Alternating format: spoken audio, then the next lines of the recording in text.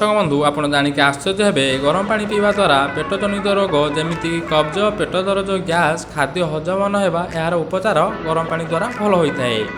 जदि आपण सबुदिन सकाळे खाली पेटरे 2 गिलास गरम पानी पियंती ताहले पेट सफा रुहे।